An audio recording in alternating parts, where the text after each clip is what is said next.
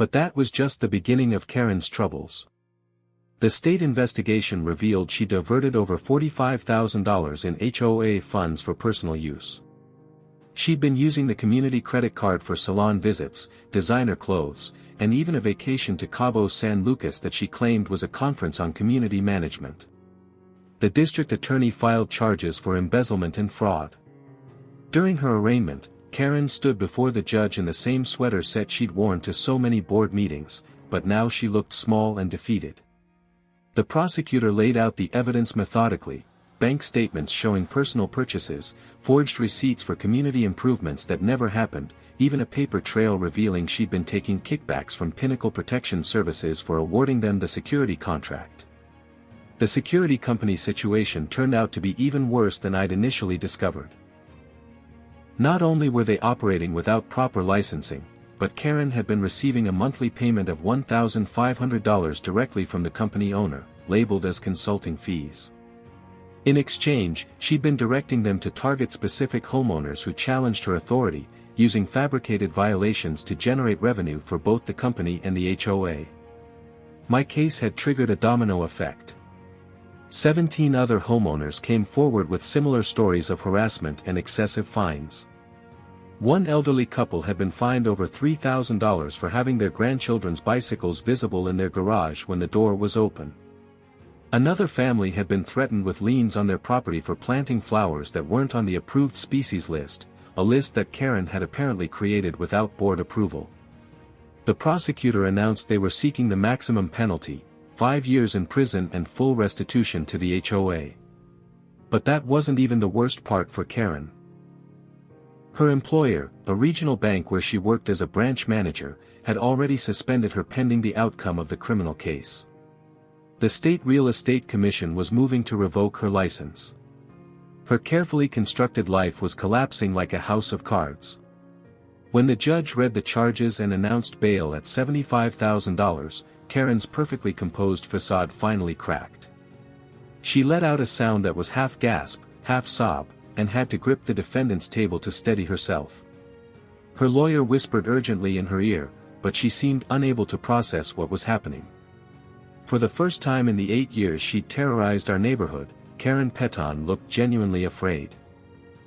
The moment I saw 2 security guards standing on my front lawn at 7 o'clock in the morning, coffee mugs in hand and smug expressions on their faces, I knew this was it. The final escalation in my months-long battle with our HOA president, Karen Peton. What she didn't know was that I'd been preparing for this exact moment. And in approximately 45 minutes, those same security guards would be stumbling off my property, apologizing profusely while their radios crackled with panicked voices. My name is David Morrison, and I'm a 42-year-old software developer who made the grave mistake of moving to Maple Ridge Estates without fully understanding what I was getting into. The neighborhood looked perfect when I toured it last spring. Pristine lawns, charming colonial-style homes, and mature oak trees lining the streets. What the realtor failed to mention was that this picturesque community was ruled with an iron fist by Karen Peton, a woman who treated the HOA presidency like she was running a small dictatorship. Karen was in her early 50s, always impeccably dressed in pressed slacks and color-coordinated sweater sets. She had the kind of highlighted bob that required weekly salon visits and a voice that could shift from syrupy sweet to razor-sharp in milliseconds. She'd been HOA president for 8 years. And in that time, she turned our community guidelines from a reasonable 10-page document into a 73-page manifesto that covered everything from acceptable mailbox heights to the approved shade of beige for garage doors. My troubles began innocently enough. I'd installed a small vegetable garden in my backyard, complete with raised beds and a modest greenhouse. Nothing extravagant, just a hobby I'd picked up during the pandemic. But according to subsection 12.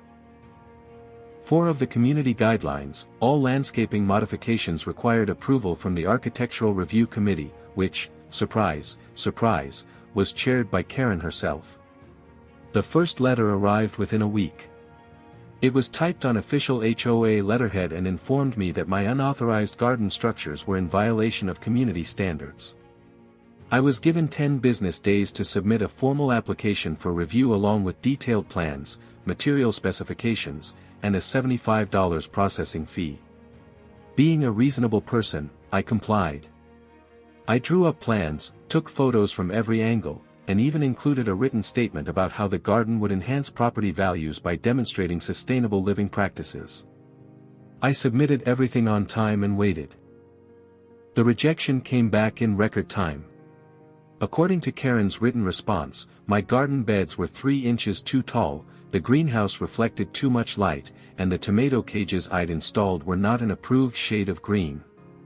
She graciously offered to reconsider my application if I made the requested modifications and resubmitted with another $75 fee.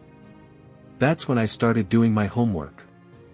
I spent hours reviewing state laws, municipal codes, and legal precedents regarding HOA authority. What I discovered was fascinating. Our HOA had been operating in several gray areas, and Karen had been pushing boundaries that were, to put it mildly, legally questionable. The harassment escalated quickly after I challenged her rejection. Suddenly, I was receiving violation notices for everything imaginable. My car was parked 2 inches too close to my mailbox. The bird feeder in my front yard attracted too many mourning doves. My porch light was the wrong color temperature. Each notice came with a fine, starting at $50 and escalating with each supposed infraction. Then came the security patrols. Karen convinced the board to hire a private security company, Pinnacle Protection Services, to enforce HOA rules. These weren't real law enforcement officers, just guys in gray uniforms driving around in cars with fancy light bars. They started making regular stops at my house, always finding some new violation to document.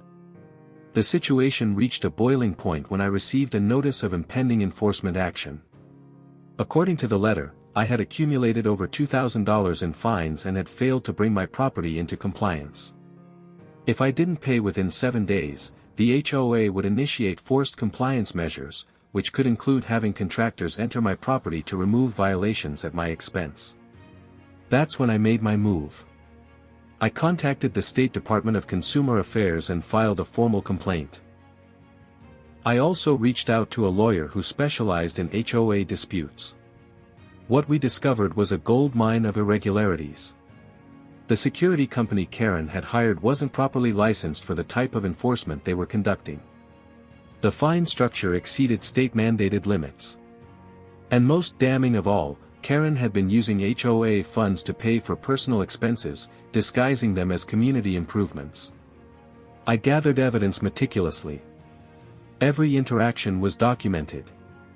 Every notice was photographed and filed. I installed security cameras that captured the security guards trespassing on my property without proper cause. I even recorded several interactions where they made threats that went well beyond their actual authority. On the morning of day 8, right on schedule, the 2 security guards appeared. They knocked on my door with the kind of aggressive authority that suggested they'd watched too many police procedurals. When I answered, the taller one, whose name tag read Peterson, informed me they were there to enforce an eviction order issued by the HOA board. I almost laughed. HOAs can't issue eviction orders. That's not how property law works, but I kept my composure and politely asked to see their documentation. Peterson produced a letter signed by Karen that was so full of legal-sounding nonsense it could have been written by someone who learned law from television dramas.